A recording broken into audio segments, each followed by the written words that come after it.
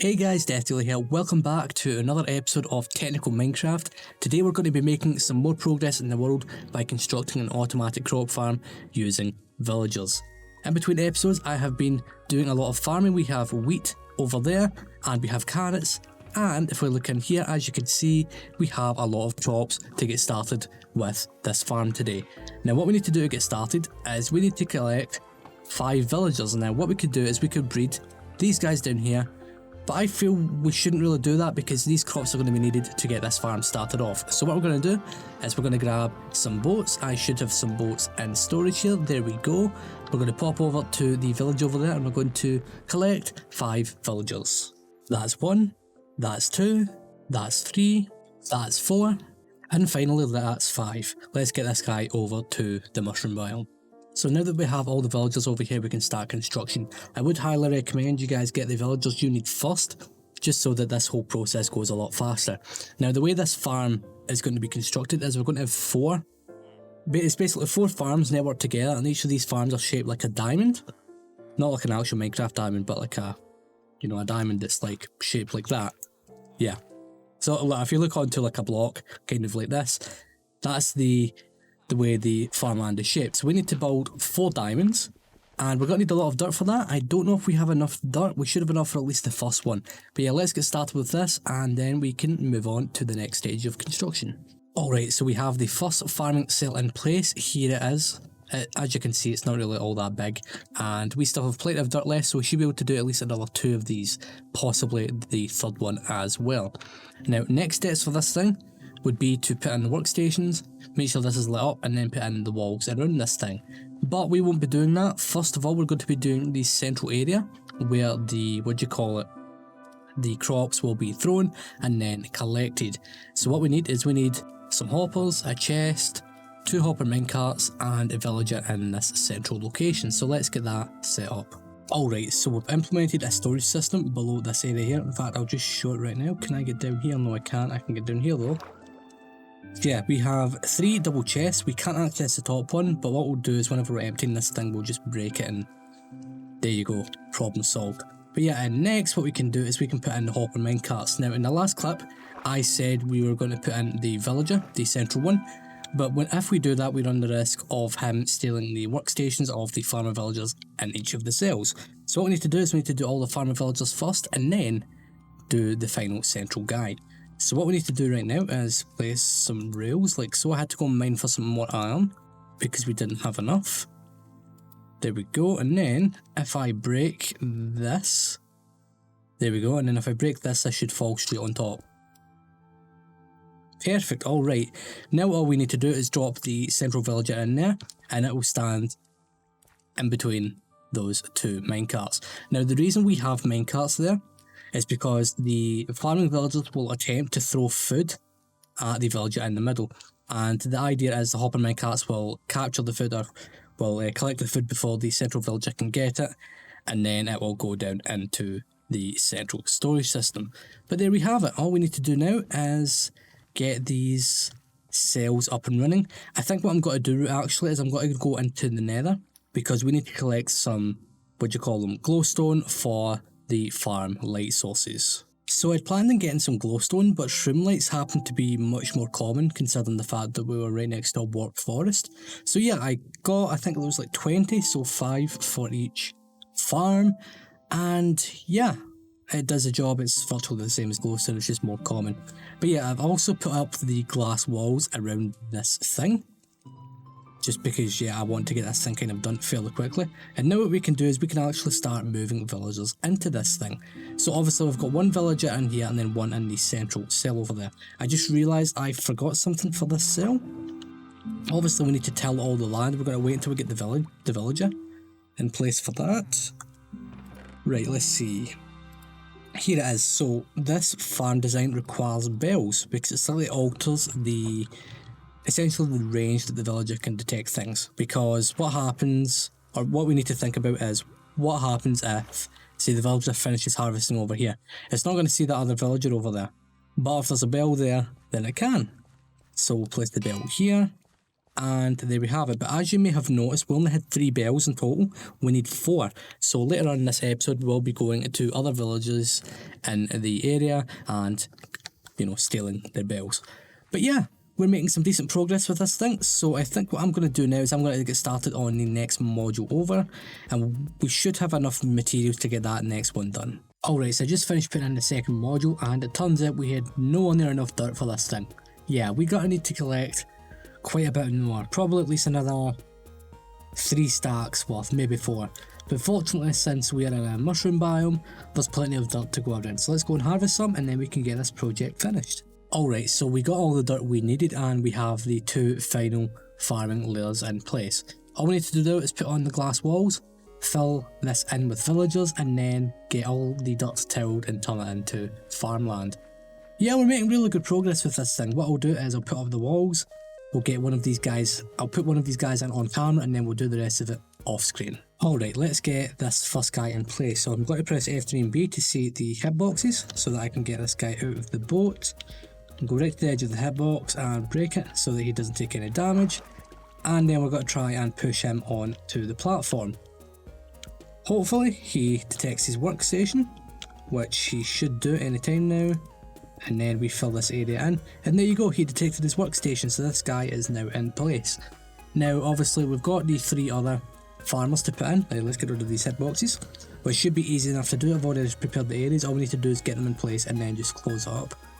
The final guy is going to be quite interesting because we need to raise him up 2 layers, which is going to be interesting. I might quickly go nip into the nether and get some soul sand, and then make some quick and simple water elevators and do it that way. Or using minecarts, which I really don't want to do. But yeah, let's get to it. So now all the villagers are in place. It was actually very easy to get the central guy in place, surprisingly, because what we did was I was getting ready to put a platform on top of this and then use a boat to move the guy over here. But I accidentally right clicked one of these trapdoors and opened, and the guy that was in this area walked in there basically. He couldn't get in properly because of the trapdoor, so I opened another one and it forced him in here. I then blocked him in and then replaced him with the villager that was sitting outside. But yeah, this thing is now fully operational. Obviously, we need to get another, what you call that, bell for that segment over there. But before we do that, I'd like to get all of the crops planted in here. We're just got to go with a full-on carrot farm, and we will eventually expand and build a potato farm and other ones at some point in the near future. But yeah, we'll get that carrot farm up and running, we'll then do some exploration around the world, and then we'll never run out of food again, which is quite nice. Alright, so all the crops are in place along with all the farmland being tilled, and I've let them grow for quite a while, and as you can see a few of them are fully grown, and I can't help but notice that they aren't being harvested. I just slept as well, because I hoped maybe that would trigger the villagers to start harvesting these things. But I don't know, I just don't know why they're not doing anything. This design might actually be bugged, or might not be working anymore, unfortunately. I'm going to do some looking into this thing. But yeah, it's weird. Another thing I've noticed as well is this guy doesn't really seem to move all that much. But these guys over here, these 2 are always like talking to this guy, which is a bit odd. Yeah. Oh, so no, this guy's away doing something else now. Interesting. Anyways, what we're going to do is we're going to go around the world getting a bell, which is what we need. We're also going to go and collect all the bookshelves from nearby villages so that we can get an enchanting setup going. Oh, and look at that. That guy's now harvesting crops. Fantastic. So after quite some time, we now have all the books we need. I also raided 15 buried treasure locations along the way, getting quite a lot of diamonds. We also have quite a lot of hay because I kept on picking up all the hay bales we would find. I dropped off the hay we currently had before I left, so now we have quite a decent amount. Now we're going to be using some of this wheat because in the next few episodes we're going to be working on a cow farm. I recently did a tutorial for it, so make sure you go and look at the channel for it. But yeah, that's awesome. And look at all these goodies, like so many diamonds now. Lots of gold, iron, emeralds. We've got so much stuff, this is perfect. Anyways, yeah. So I've been watching this farm for a little bit and it still isn't working, so I'm going, oh, never mind, it is. Look, that guy there is doing stuff, he's farming. Never mind. Anyways, so what we're going to do now is we're going to be doing some enchanting because we have 65 levels. And we also have quite a few diamonds at this point, so why don't we start doing that? That is one thing I realised, we probably need to get some lapis so that we can actually do some of this enchanting. Alright, so the enchanting setup is in place. I've also put down one of the grindstones we found in one of the villages because I have a feeling we're going to be redoing some of the enchantments on our tools. Because just look at it, we're using stone tools still. We've defeated the Ender Dragon, we shouldn't be at this stage, and look, like, I never crafted any of this armour, that's just stuff I just found. So yeah, we need to seriously like change this up. So what I'm thinking is, first of all, we'll do a pick. So we'll get a pick enchanted and see what we can get. I'm hoping for Fortune 3 or Silk Touch. Either or, I would be happy. Also, hold on, let's see, turn off that stuff because I don't even know why the schematic stuff was loaded up. Okay, so we have efficiency 4. Let's enchant. Efficiency 4 and breaking 3, not bad. Oh, the next pick we can get is a Fortune 3, so if we craft another pick, because what we'll do is I'll keep the current one as a decent work pick. So there we go, that's another diamond pick right there. Put that stuff in. Efficiency 4 and breaking 3, Fortune 3. That right there is the perfect pickaxe. Now let's see. It's another Fortune 3, so we're going to need to switch this up a little bit. It's night time as well. What about a sword? What would we get with a sword? Unbreaking 3. What about, let's take off the boots, unenchant them. What would we get on a pair of boots? Fire protection 4, no, that's not all we're looking for. Okay, let's sleep the night away. You know, it's good that we're able to enchant tools now, this is awesome. Okay, right, let's see. So what if we did a dummy enchantment with, say, an axe? So let's go for one that's only one level. Do that one. And we'll update it, see what happens next. Okay, that's fine. Fire aspect 2, that'd probably be a good sword. What about the boots? Fire protection 3, right. What we're going to do is we're going to make a sword. Craft this one here. There we go. Because since we're going to be making a cow farm soon, having a fire aspect 2 sword would be quite nice. Put in the lapis. Could be better, I've seen better. Damn, that kind of sucks. Oh, perfect, we can get a silk touch pick straight away. Okay, let's do that, so let's make another pickaxe. So that's a third one. And that's a good way of cycling between enchantments. Obviously you can do RNG well, not RNG manipulation, enchanting RNG manipulation to get the exact enchantments you want on tools, but that could be seen as a little bit cheaty. There we go, cool, perfect. So we now have 3 decent picks. What I'm going to do is I'm going to make a diamond shovel next with the diamonds we have left. There we go. I've got to take off our boots again. The reason I'm checking boots constantly is to see if we can get feather falling 4. Because feather falling would be nice. Unbreaking 3. Okay, there we go, that's a decent work shovel. And finally, protection 4. What we're going to do is we're going to run this enchantment. Not on these boots, obviously, we're going to get some diamond ones.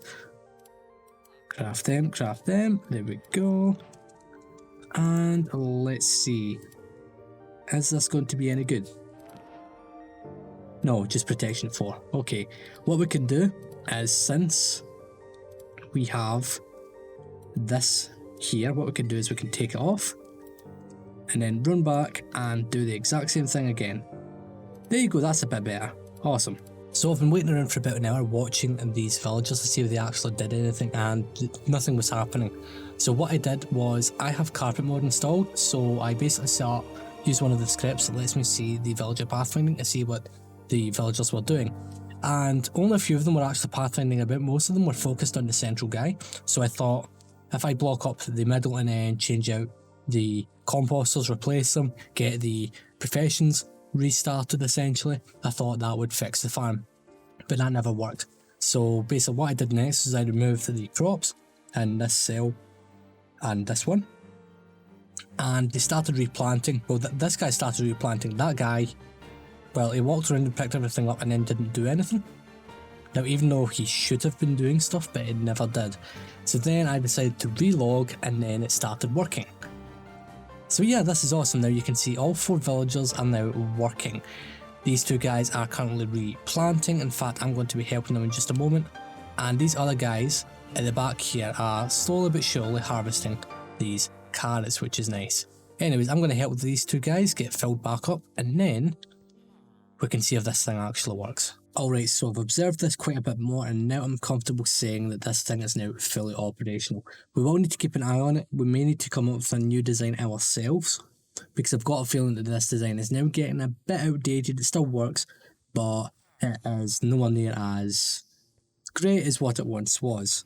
But yeah, if we go and take a look downstairs, my little strange and very boring storage system here, yeah, we're getting carrots coming in, so that is nice. Now we should be getting, I think it's up to 320 carrots per module. So we should be getting anywhere between 1,200 and 1,300 carrots per hour, which is quite a decent amount. And even with its current production rate, that's more than enough for our needs, because obviously the only reason we've built this is so that we've got more than enough carrots to breed these guys down here. Now, if we go into spectator mode real quick, as you can see, the drop shoots for the baby villagers, it doesn't really go anywhere. And what we're going to do is we're going to bring them up to the surface, or well, we're going to have that drop shoot lead to the surface, because the next time we're going to be working on an iron farm. Because iron is very important, and up until now, the only iron we've got is from buried treasure, basically. Which is, it could be better, but yeah, we need a decent amount. Also, the fact that we've already got a lot of TNT means that one of the projects we do after that will probably be, say, a slime farm, because slime farms are good, and then we can do TNT dupers, which is quite nice. So in between episodes, I'm going to get this area here tidied up, because we don't need this carrot farm here, since we have this beast producing lots of carrots at this point. I suppose I could farm up some more wheat, but we really don't need it at this point. So I think what I'll do is I'll probably go and do a mining session, since, you know, we have the Fortress 3 pick at this point, and we can go and get all the diamonds for tools and armour. Because after we get the slime farm up and running, we're going to be doing some ancient debris mining to get some netherite, and since I already have a smithing table, thanks to raiding one of the villages, yeah, netherite armour and tools early on in the game will be quite nice. Also, I will want to probably tackle enderman XP farm pretty soon as well, because obviously we opened up the end halfway through episode 1, and well, yeah, we've got that thing waiting for us, so we might as well get that out of the way. And because, you know, XP is also quite nice. Now, since we're going to be doing a, slime farm in the not next episode, but we'll do the episode after that, what I'm thinking of doing is I'm thinking of raiding a few ocean temples. Yeah, ocean temples nearby for, sponges. Because what if we were to, say, excavate this slime chunk in a deep ocean, we can clear out the ocean layer fairly quickly, and that'll take us down to, say, Y35, Y40, and then, oh no, it'll be what about Y30, maybe Y20 at the least. And then what we can do is we can get rid of the rest of the chunk fairly quickly. So yeah, that is the future plans for this series. Make sure you stay tuned for that stuff. Obviously, if you're new to this channel, through watching this series, I do other things. I have a multiplayer series called AutoCraft, where we do similar projects but on a multiplayer server, so that adds its own unique flair there. I also do tutorials and other things, so remember to subscribe. And if you don't like this stuff, you can unsubscribe at some point, but yeah, subscribe, it won't hurt, it's free.